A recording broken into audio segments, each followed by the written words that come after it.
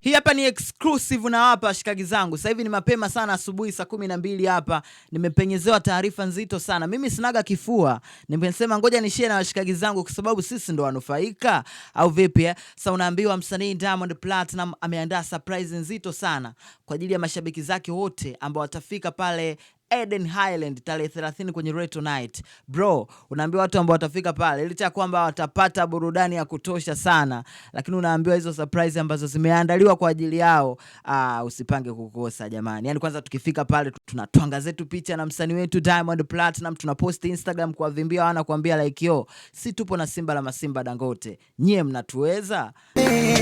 Picha twazi twanga kisera, posti Insta wanga kwa kera.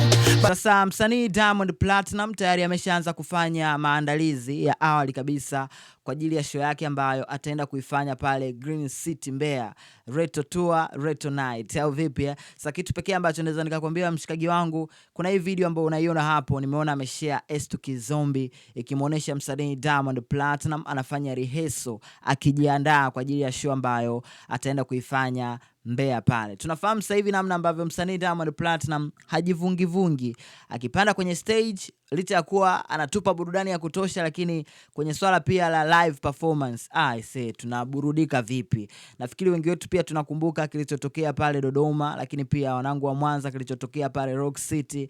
Tutakuwa ni mashahidi tosha kabisa ya kile ambacho alikitoa msanii Diamond Platnumz kwenye stage. Sasa sielewi itakuwaje hizi surprise ambazo nimeambiwa ameziandaa ni nzito mno kwa ajili ya mashabiki wa Mbeya, mashabiki zake wa Mbeya na wale wote ambao watafika kwenye show ya Retro Night Eden Highland tarehe 30 Mbeya Green City.